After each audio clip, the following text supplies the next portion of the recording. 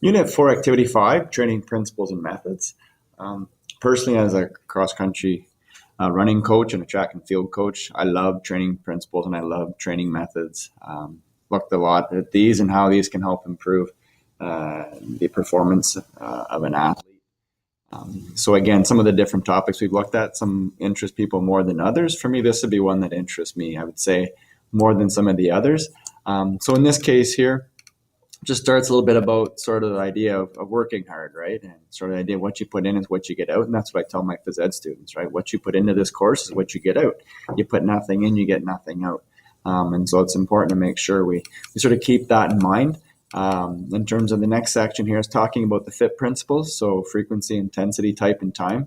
So it goes into more detail here. There's some different videos here that you can watch that'll help describe what the FIT principles are, but these can be used when taking a look at what we do in terms of training to make sure that we're covering all the different key components that can lead to an improvement in your performance. In this case, you got 5 fundamental principles as well. These are also things that go in. You may find sometimes there's different sources of information. There'll be 6 different training principles, but in general, the idea of these is pretty much the same in whatever source that you find. The idea being that you have to have some specificity, some progressive overload, reversibility. There's a diminishing returns and individual differences. So you'll take a look a bit more at these things here to see what those are. The components of fitness are very important. Probably made a mistake in my physical education teaching career for a while, not having these things up front and obvious for students, because these are the things that I was doing to the students.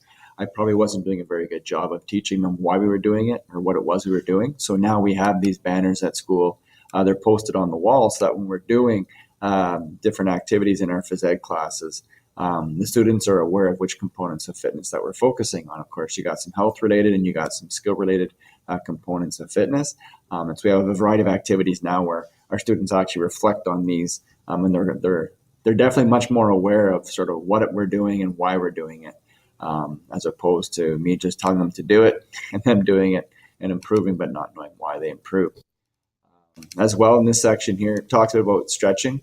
So the difference between static and dynamic. So static is holding, dynamic is while your body's in motion. There's been a bunch of stuff recently about, how static stretching is not good before a workout. You got to be careful with that. I think there's like one study done and then everybody jumped on it. There is a right and a wrong time for static stretching before different types of activities, but it's not the evil thing to do before doing physical activity that many people are now promoting. So it's actually something that can still be quite positive before doing a physical activity. It's just sort of how close you do it in relation to the activity itself.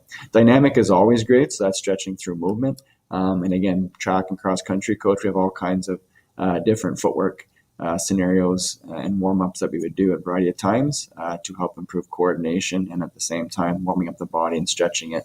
And it's a bit more engaging than static stretching would be. So looking now at this case, your assignment number 2, your functional fitness finder. So basically you'll select from one of these different functional fitness methods. It says I might assign, I'm not going to assign. You can have your choice as to what you want. If there's something that's not on here that you'd like to do, just let me know what it is first so I can make sure it'll fit what's happening here. But in this case, these are the requirements for the assignment. Okay, so make sure all these pieces are included in this assignment when you submit it. So you're basically doing research on one of these functional fitness methods and then showing sort of what you know about it from there.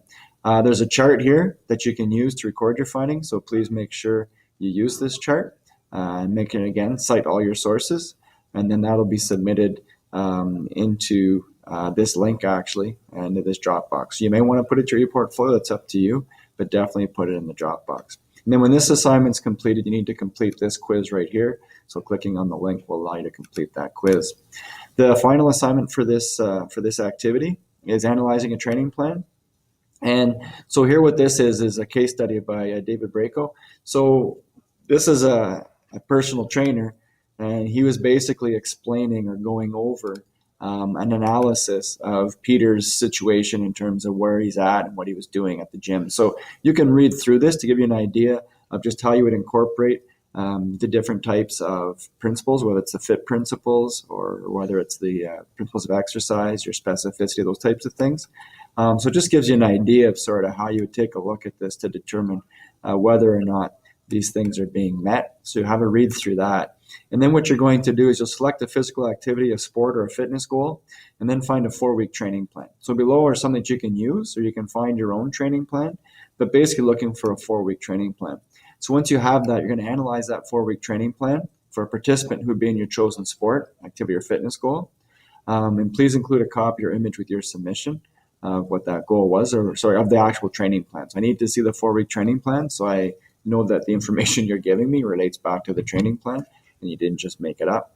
But in your analysis, you'll determine the FIT principle guidelines have been properly applied, if it addresses the 4 health-related fitness components, and if it addresses one of the skill-related components of fitness, as well if it uses one of the functional fitness methods, and then how it meets the 5 fundamental training principles. If a workout does include an aspect we just mentioned above, you'll just explain how it's incorporated into the training plan. If it does not include that aspect mentioned above, you'll explain what you would then do to incorporate it into the training plan. So again, that aspect was missing.